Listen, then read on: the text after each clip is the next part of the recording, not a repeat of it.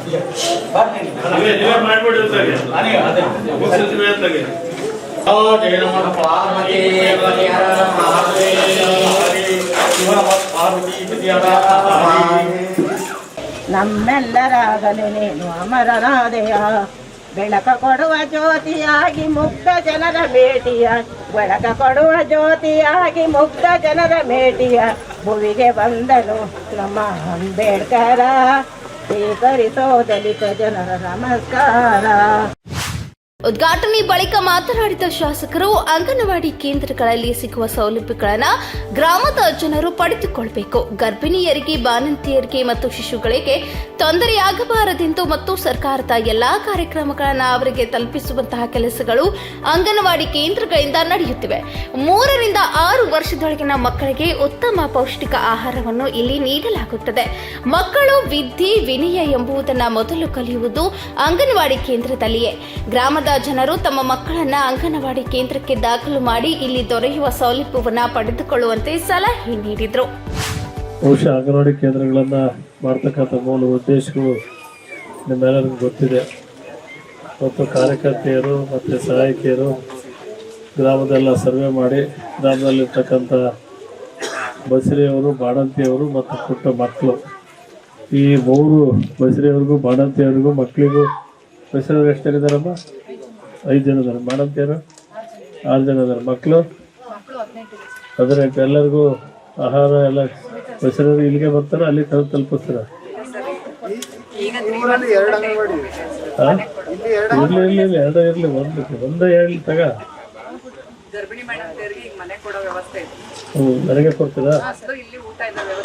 ಸರಿ, ಆಯ್ತು. ಏನು ಕೊಡಬೇಕು ಅಂತ ಸರ್ಕಾರ ಪೌಷ್ಟಿಕವಾಗಿ ಹೆರಿಗೆ ಆಗ್ತಕ್ಕಂಥ ಹೆಣ್ಮಕ್ಳಿಗೂ ತೊಂದರೆ ಆಗಬಾರ್ದು, ಹೆರಿಗೆ ಆದ್ಮೇಲೆ ಮಕ್ಕಳಿಗೂ ತೊಂದರೆ ಆಗಬಾರ್ದು ಅಂತೇಳಿ ಸರ್ಕಾರ ಎಲ್ಲ ಕಾರ್ಯಕ್ರಮಗಳನ್ನು ಆದಷ್ಟು ಜರೂರಾಗಿ ಚಾಲ್ತಿ ಮಾಡಿ ಅದನ್ನು ತಲುಪಿಸ್ತಕ್ಕಂಥ ಕಾರ್ಯವನ್ನು ಅಂಗನವಾಡಿ ಮೂಲಕ ಮಾಡ್ತಾ ಇದ್ದಾರೆ. ಒಂದು, ಆರೋಗ್ಯ ಮತ್ತು ಪೌಷ್ಟಿಕ ಆಹಾರಗಳನ್ನು ಪ್ರತಿ ನೀಡಲಿಸ್ತಕ್ಕಂಥದ್ದು, ಮತ್ತೊಂದು ಪುಟ್ಟ ಮಕ್ಕಳಿಗೆ ಶಿಕ್ಷಣ ಕೊಡ್ತಕ್ಕಂಥದ್ದು. 2 ಕೆಲಸ ಕೂಡ ಇಲ್ಲಿಂದ ನಡೀತಾ ಇದ್ದಾರೆ. 2 ಕೂಡ ಜವಾಬ್ದಾರಿಯುತವಾಗಿ ನಮ್ಮ ಅಂಗನವಾಡಿ ಕಾರ್ಯಕರ್ತೆಯರು, ಸಹಾಯಕಿಯರು ಮತ್ತು ಸೂಪರ್ವೈಸರು ಎಲ್ಲರೂ ಕೂಡ ಸೇರ್ ಮಾಡಿ ಈ ಗ್ರಾಮದ ಎಲ್ಲರೂ ಕೂಡ ಆರೋಗ್ಯ ಭಾಗ್ಯ ಮತ್ತು ಶಿಕ್ಷಣ ಎಲ್ಲವೂ ಕೂಡ ಸಂಸ್ಕಾರ ಎಲ್ಲವೂ ಕೂಡ ಕೊಡಲಿಕ್ಕೆ ನೀವು ಹೆಚ್ಚು ಶ್ರಮವಹಿಸಿ ಮಾಡಬೇಕು ಅಂತೇಳಿ ಈ ಸಂದರ್ಭದಲ್ಲಿ ಕೇಳಿ, ಗ್ರಾಮದವರು ಆಂಜನೇಯ ಸ್ವಾಮಿ ದೇವಸ್ಥಾನಕ್ಕೆ ಹಣ ಕೇಳಿದ್ರಿ. ಏನಪ್ಪ, ಮೇ ತಿಂಗಳಿಗೆ 10 ಲಕ್ಷ ರೂಪಾಯಿ ಹಣ ಕೊಡ್ತೀನಿ ಅಂತ ನೀವು ಅದನ್ನು ವ್ಯವಸ್ಥೆ ಮಾಡ್ಕೊಂಡ್ರೆ ಈಗ ಏನು ಯಾರು ಬರುತ್ತಾರೆ? ಆಯ್ತು. ಬಂದು 2-3 ಸರಿ ಕೇಳಿದ್ರು ಊರವರೆಲ್ಲ. ನಿಮಗೂ 10 ಲಕ್ಷ ಕೊಟ್ಟಿದ್ದೆ, ಕಾಲೋನಿಯರಿಗೆ ಕೊಟ್ಟಿದ್ದಾರಪ್ಪ. ಈಗಲಿಗೂ 10 ಲಕ್ಷ ಕೊಡ್ತೀನಿ, ಮಾಡ್ಕೊಳ್ರಿ. ಮುಂದೆ ಊರೊಳಗೆ CC ರೋಡ್ ಬೇಕಾದ್ರೆ ಯಾವ ಭಾಗ ಕೇಳ್ರಿ, ಅದನ್ನು ಕೂಡ ಹಾಕ್ಸ್ಕೊಡ್ತೀನಿ. ಸ್ಟೇಜಾ?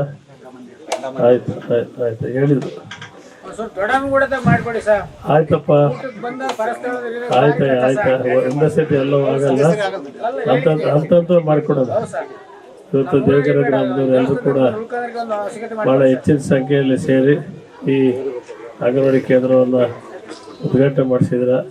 ಮುಂದೆ ಗ್ರಾಮದ ಎಲ್ಲ ವಿಚಾರಗಳಿಗೂ ಕೂಡ ನಮ್ಮ ಮುಖಂಡಗಳು ಹೇಳ್ತಕ್ಕಂಥ ಕೆಲಸಗಳಿಗೆ ಭಾಗಿಯಾಗಿ ಇವೆಲ್ಲರೂ ಕೂಡ ಚಾಚು ತಪ್ಪದೆ ಮಾಡಿಕೊಡ್ತಕ್ಕಂಥ ಕೆಲಸವನ್ನು ಮಾಡಿಕೊಡ್ತೀನಿ ಅಂತೇಳಿ ಈ ಸಂದರ್ಭದಲ್ಲಿ ಹೇಳಿ, ಇವತ್ತಿಗೆ ಬಂದಂಥ ಸಂದರ್ಭದಲ್ಲಿ ಬರಮಾಡಿಕೊಂಡಂಥ ಗ್ರಾಮದ ಹಿರಿಯರಿಗೆ, ಕಿರಿಯರಿಗೆ, ಸಹೋದರರಿಗೆ, ಪುಟ್ಟ ಮಕ್ಕಳಿಗೆ ಮತ್ತು ಇಲಾಖೆ ನೌಕರರು ಎಲ್ಲರಿಗೂ ಕೂಡ ಧನ್ಯವಾದಗಳನ್ನು ಹೇಳಿ ಮಾತು.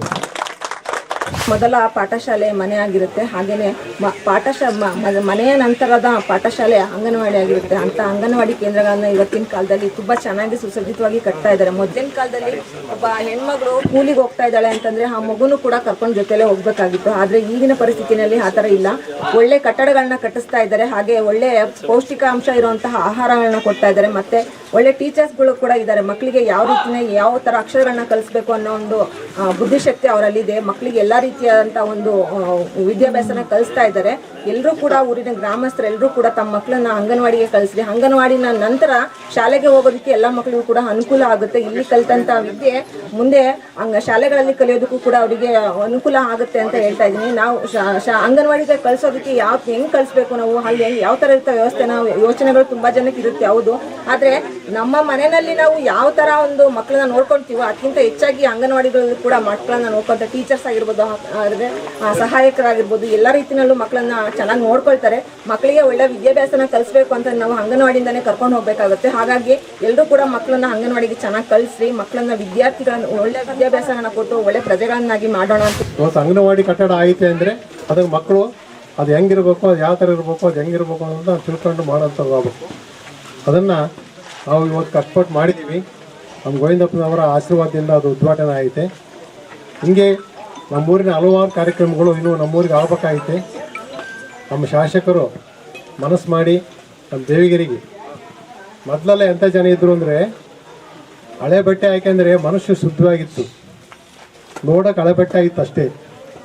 ಆದರೆ ಈಗಿನ ಜನ ಹೆಂಗೆ ಅಂದರೆ ಬಟ್ಟೆ ಶುಭ್ರವಾಗಿದ್ದಾವೆ, ಒಳಗೆಲ್ಲ ಬರೀ ವಿಷ. ಇಂಥ ಒಂದು ಸಮಾಜ ಸೃಷ್ಟಿ ಐತೆ. ದಯವಿಟ್ಟು ಬಟ್ಟೆ ಬೆಲೆ ಕೊಡಬೇಡ್ರಿ. ಮನಸ್ಸು ಜನ ಕೆಲಸ ಮಾಡೋಂಥ ವ್ಯಕ್ತಿಗಳನ್ನ ನೋಡಿ ಕೆಲಸ ಮಾಡೋಂಥ ವ್ಯಕ್ತಿಯನ್ನು ಆಯ್ಕೆ ಮಾಡಿ ಅಭಿವೃದ್ಧಿಯನ್ನು ಮಾಡಿಸಬೇಕಂತ ನಮ್ಮ ಜವಾಬ್ದಾರಿ. ನಾವು ಅವ್ರಿಗೆ ಸೋತ್ರೆ ಅವ್ರು ನಮಗೆ ಸೋಲ್ತಾರೆ. ಅದು ಮನುಷ್ಯನ ಒಂದು ಪದ್ಧತಿ. ಅದು ದಯವಿಟ್ಟು ನಮ್ಮ ಮೆಚ್ಚಿನ ಶಾಸಕರಾದಂಥ ಅಣ್ಣ ನಮ್ಮ ಗೋವಿಂದಣ್ಣರು ಈ ಊರಿಗೆ ಒಳ್ಳೆಯ ಅವರ ಅವಧಿಯೊಳಗೆ ಒಳ್ಳೆಯ ಕೆಲಸನೆಲ್ಲ ಮಾಡಿಸ್ಕೊಡ್ಲಿ. ಹಾಗೂ ಅವ್ರು ಮಾಡಿಸ್ಕೊಡ್ತಾರೆ ಅಂತ ಎಲ್ಲರಿಗೂ ನಂಬಿಕೆ ಐತಿ. ಆ ನಂಬಿಕೆ ನಾವು ನೆರವೇರಿಸ್ತೀವಿ ಅಂತ ಎಲ್ಲ ಹೇಳಿದ್ದೀವಿ. ದಯವಿಟ್ಟು ನಮ್ಮ ಅಣ್ಣರು ನೆರವೇರಿಸ್ಕೊಡ್ತಾರೆ ಅಂತ ಹೇಳಿ. ಇನ್ನು ಕಾರ್ಯಕ್ರಮದಲ್ಲಿ ದೇವಿಗೇರಿ ಗ್ರಾಮ ಪಂಚಾಯಿತಿ ಅಧ್ಯಕ್ಷರಾದ ಕಾವ್ಯ ವಾಗೀಶ್, ಪಿಡಿಒ ಭಾನುಮತಿ, ಮಹಿಳಾ ಮತ್ತು ಮಕ್ಕಳ ಕಲ್ಯಾಣ ಇಲಾಖೆಯ ತಾಲೂಕು ಸಹಾಯಕ ಶಿಶು ಅಭಿವೃದ್ಧಿ ಯೋಜನಾ ಅಧಿಕಾರಿ ನವೀನ್, ಮೇಲ್ವಿಚಾರಕರಾದ ರೂಪಾ ರಾಣಿ, ಮಾಜಿ ಗ್ರಾಮ ಪಂಚಾಯಿತಿ ಸದಸ್ಯರಾದ ಹನುಮಾ ನಾಯಕ್, ಹಾಲಿ ಗ್ರಾಮ ಪಂಚಾಯಿತಿ ಸದಸ್ಯರಾದ ಜಂಬೂ ಕೇಶವ, ಅಂಗನವಾಡಿ ಸಿಬ್ಬಂದಿ ವರ್ಗ, ಆಶಾ ಕಾರ್ಯಕರ್ತೆಯರು, ಸಹಾಯಕಿಯರು, ಪೋಷಕರು, ಮಕ್ಕಳು, ಸಾರ್ವಜನಿಕರು ಉಪಸ್ಥಿತರಿದ್ದರು.